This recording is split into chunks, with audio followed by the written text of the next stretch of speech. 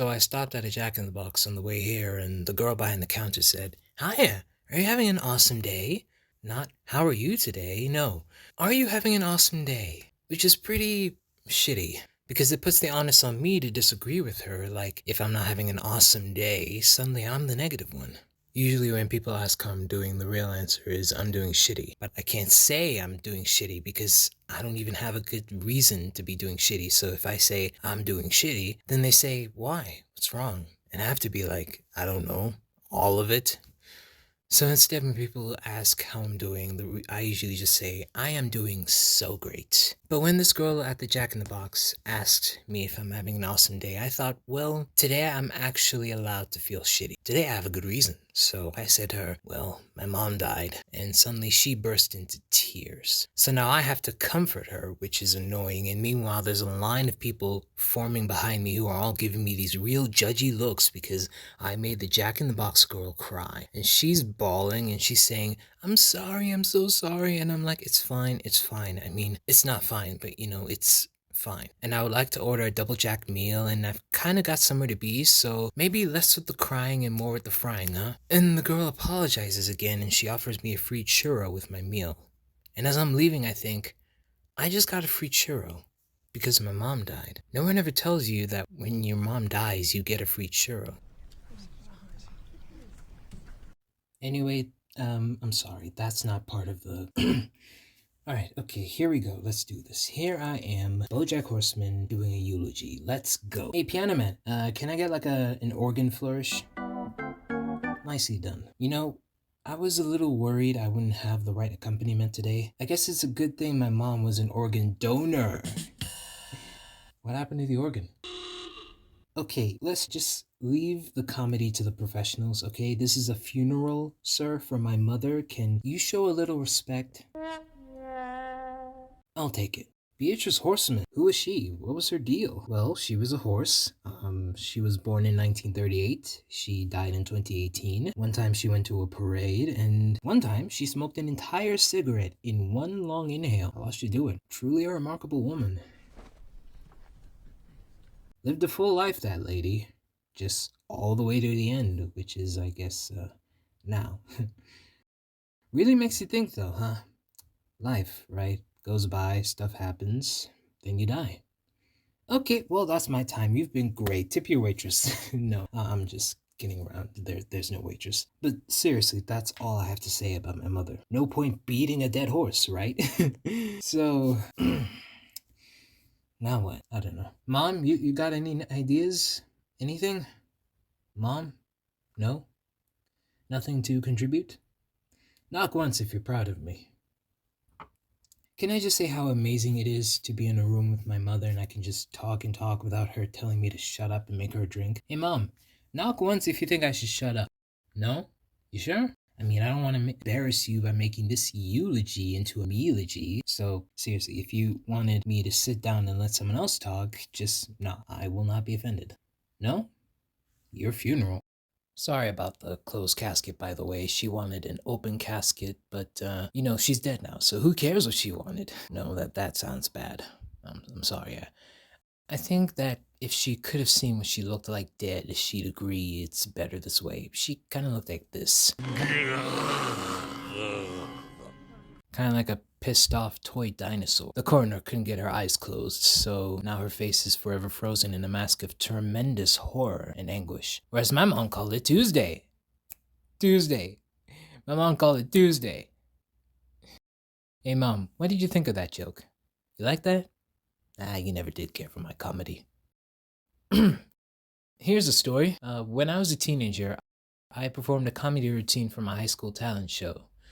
There's this cool jacket that I wanted to wear because I thought it would make me look like Albert Brooks. For months, I saved up for this jacket, but when I finally had enough, I went to the store and it was gone. They had just sold it to somebody else. So I went home and I told my mother, and she said, "Let that be a lesson. That's the good that comes from wanting things." She was really good at dispensing life lessons that always seemed to circle back to everything being my fault. But then, on the day of the talent show, my mother had a surprise for me. She had bought me that jacket. Even though she didn't know how to say it, I know this meant that she loved me. Now that's a good story about my mother. It's not true, but it's a good story, right? I stole it from an episode of Maud I saw when I was a kid where she talks about her father. I remember when I saw it thinking, that's the kind of story I want to tell about my parents when they die. But I don't have any stories like that. All I know about being good, I learned from TV, and in TV, flawed characters are consistently showing people they care with these surprising grand gestures. And I think that part of me still believes that's what love is. But in real life, the big gesture isn't enough. You need to be consistent. You need to be dependably good. You can't just screw everything up and then take a boat out into the ocean to save your best friend or solve a mystery and fly to Kansas. You need to do it every day, which is so hard. When you're a kid, you convince yourself that maybe the grand gesture could be enough, that even though your parents aren't what you need them to be over and over and over again, at any moment they might surprise you with something wonderful. I kept waiting for that, the proof that even though my mother was a hard woman, deep down, she loved me and cared about me and wanted me to know that I made her life a little bit brighter. Even now, I find myself waiting. Hey mom, knock once if you love me and care about me and want me to know that I made your life a little bit brighter. My mother did not go gentle into that good night. She went clawing and fighting and thrashing, hence the face. If you'd seen her, I swear to God, the only thing you'd be thinking about right now is that I am nailing this impression. I was in the hospital with her those last moments, and they were truly horrifying, full of nonsensical screams and cries. But there was this moment, this one instant of strange calm, where she looked in my direction and said, "I see you." That's the last thing she said to me, "I see you." Not a statement of judgment or disappointment, just acceptance and the simple recognition of another person in a room. Hello there, you are a person, and I see you. Let me tell you, it's a weird thing to feel at 20 years old that for the first time in your life, your mother sees you. It's an odd realization that that's the feeling you've been missing. The only thing you wanted all along, to be seen. And it doesn't feel like a relief to be finally seen. It just feels mean. Like, oh, turns out that you knew what I wanted and you waited until the very last moment to give it to me. I was prepared for more cruelty. I was sure that she would get in one final zinger about how I let her down and about how I was fat and stupid and too tall to be an effective Lindy Hopper, how I was needy and a burden and an embarrassment. All that I was ready for. I was not ready for "I see you." Only my mother would be lousy enough to swipe me in a moment of connection on her way out. Maybe I'm giving her too much credit. Maybe it wasn't about connection. Maybe it was a "I see you." Maybe it was an "I see you." Like, you might have the rest of the world fooled, but I know exactly who you are. That's more my mom's speed. Or maybe she just literally meant "I see you. You are an object that has entered my field of vision." She was pretty out of it at the end, so maybe it's time to try and attribute it to anything. Back in the 90s, I was in a very famous TV show called Horsing Around. Please, hold your applause. And I remember one time a fan asked me, "Hey, you know that episode where the horse has to give Ethan a pep talk after Ethan finds out his crush only asked him to the dance because her friends were having a dorkiest date contest? In all the shots of the horse, you can see a paper coffee cup on the kitchen counter, but in the shots of Ethan, the coffee cup's missing. Was that because the show was trying to make a statement about the fluctuant subjectivity of memory and how even two people can experience the same moment in entirely different ways?" And I didn't have the heart to be like, "No, man, some crew guy just left their coffee cup in the shot." So instead, I was like, yeah. And maybe this is like that coffee cup. Maybe we're dumb to trying to pin significance into every little thing. Maybe when someone says "I see you," it just means "I see you." Then again, it's possible she wasn't even talking to me because if I'm being honest, she wasn't really looking at me. She was looking just past me. There was nobody else in the room, so I want to think that she was talking to me, but honestly, she was so far gone at that point, who knows who she was seeing. "Who were you talking to, Mom?" Not saying, huh? Staying mum? No rim shot there? God, whatever I'm paying you is too much. Maybe she saw my dad. My dad died about 10 years ago of injuries he sustained during a duel. When your father dies, you ask yourself a lot of questions. Questions like, wait, did you say he died in a duel? And who dies in a duel? The whole thing was so stupid. My dad spent his entire life writing this book, but he couldn't get any news stores to carry it or any newspapers to review it. Finally, I guess this one newspaper thought he was pretty hilarious because they ran a review and tore him to shreds. So my father, ever the proud Mary, decided he would not stand for this besmirchment of his honor. He claimed the critic didn't understand what it meant to be a man, so he demanded satisfaction in the form of pistols at dawn. He wrote the paper this letter saying anyone who didn't like his book he would challenge to a duel. Anyone in the world. He'd even pay for airfare to San Francisco and a night in a hotel. Well, eventually this found its way to some kook in Montana who was as batshit as he was and took him up on the offer. They met at Golden Gate Park and agreed 10 paces, then shoot. But in the middle of the 10 paces, Dad turned to ask the guy if he'd actually read the book and what he thought. But not looking where he was going, tripped over an exposed root and bashed his head on a rock. I wish I'd known to go to Jack in the Box then. Maybe I could have gotten a free churro. It would have been nice to have something to know for being the son of Butterscotch Horseman. My darling mother gave the eulogy. My entire life I never heard her say a kind word to or about my father, but at this funeral she said, "My husband is dead, and everything is worse now. My husband is dead, and everything is worse now." I don't know why she said that. Maybe she felt like that's the kind of thing you're supposed to say at a funeral. Maybe she hoped one day someone would say that about her. My mother is dead and everything is worse now. Or maybe she knew he had frittered away all her inheritance and replaced it with crippling debt, which is a pretty shitty thing to leave your widow with. Bad news, you lost a husband, but don't worry, you also lost the house. Maybe Mom knew she'd have to sell all her fancy jewelry and move into a home. Maybe that's what she meant by everything is worse now. Is that what you meant, Mom? I gotta say, I'm really carrying this double act. At least with Penn and Teller, the quiet one does card tricks. Hey, Piano Man, when I say something to my mom, how about you give me one of those rim shots? Yeah, but not now. When I say something funny. Like, okay, what's the difference between my mother and a disruptive expulsion of germs? One's a cough and fit, and the other fits in a coffin. That's an example of a funny thing. Thank you. Let's try again. Hey Mom, what's the difference between my mother and a bunch of Easter eggs? One gets carried in a basket, and the other gets buried in a casket. Ready for one more? Last one. What's the difference between a first-year lit major and my mother, Beatrice Horseman? One is decently red, and the other's a huge bitch. Yeah, might have gone a little too far with that one. That one might have been a little too, my mom's a huge bitch for the room. I'm sorry, Mother. You're not a huge bitch. You were a huge bitch, and now you're dead. You know, the first time I ever performed was in front of an audience. It was actually with my mom. She used to put on these shows in her supper club in the living room, and she used to make me sing the Lollipop song.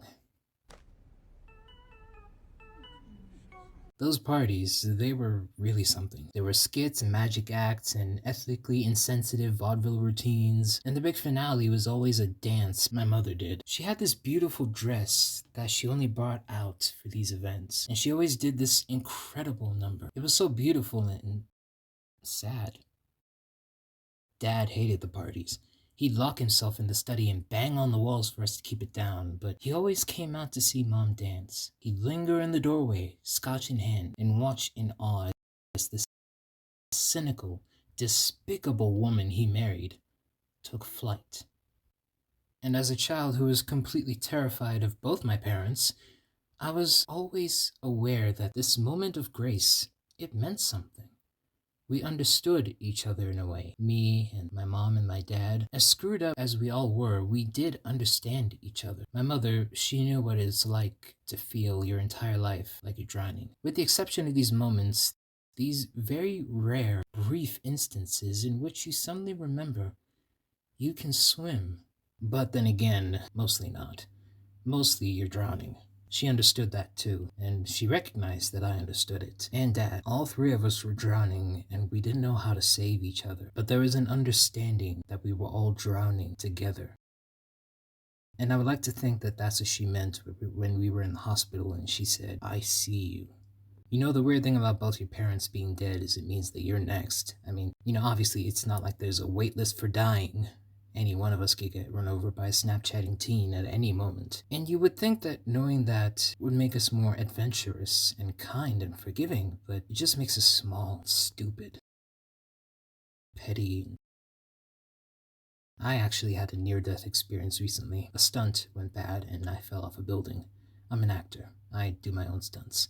I'm on this new show, Filbert. I'm Filbert, star of the show. It hasn't come out yet, but it's already getting Emmy buzz. Oh, and speaking of buzz, I'm supposed to take 2 of these every morning, but my days are so screwed up because of this shooting schedule, I don't even know what morning means anymore.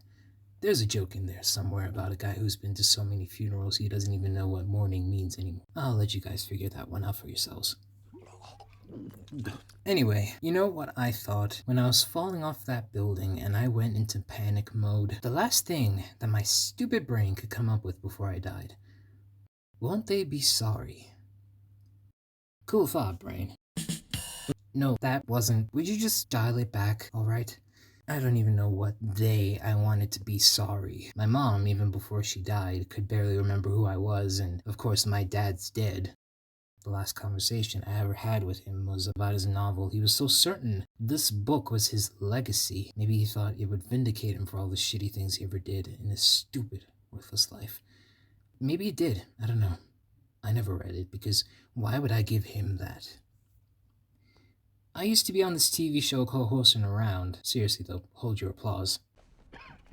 Well held. It was written by my friend Herb Kazaz, who's also dead now, and it starred this girl named Sarah Lynn.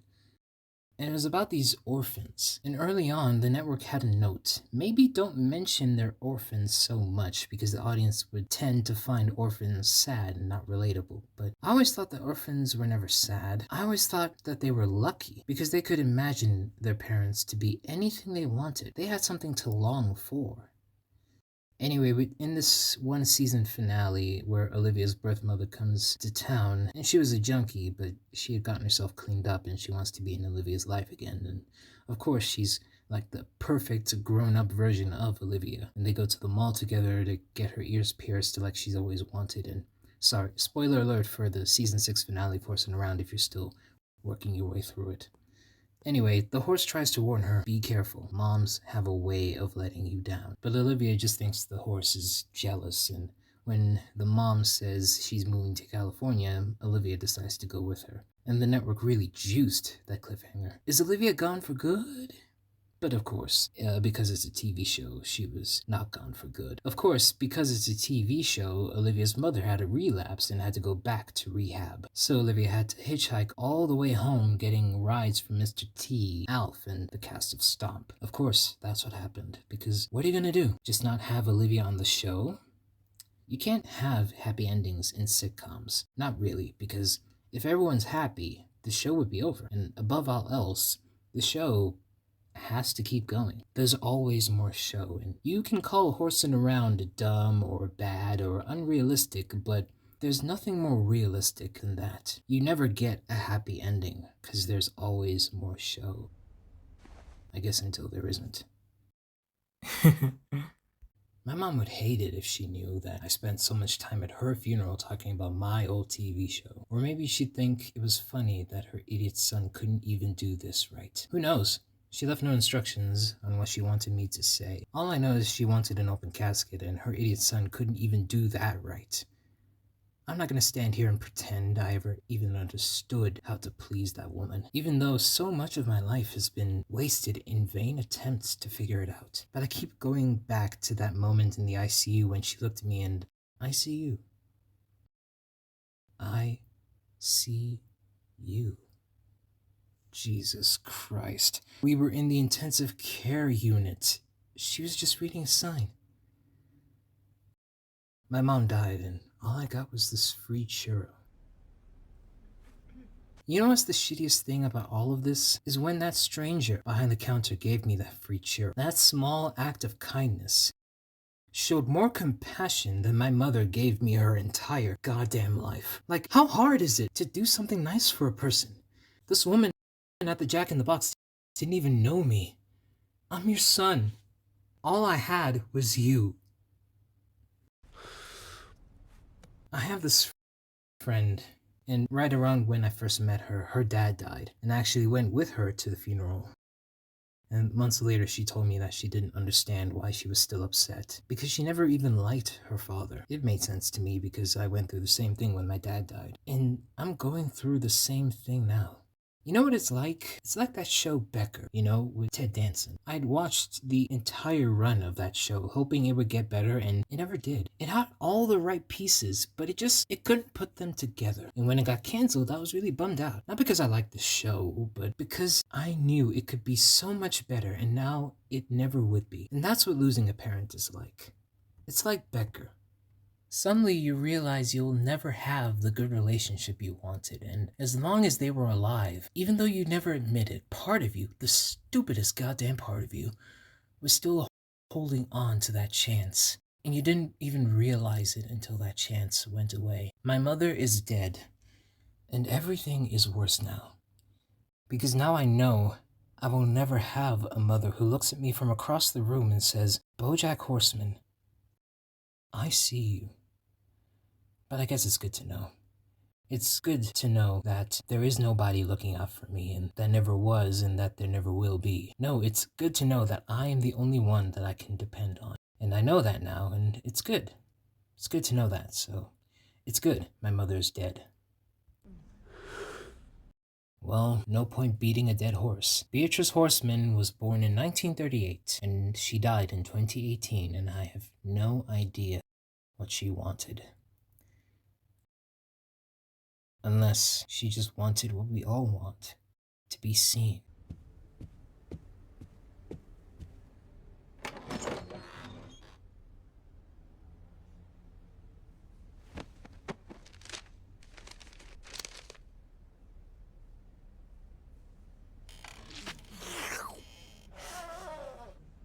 Is this funeral parlor B?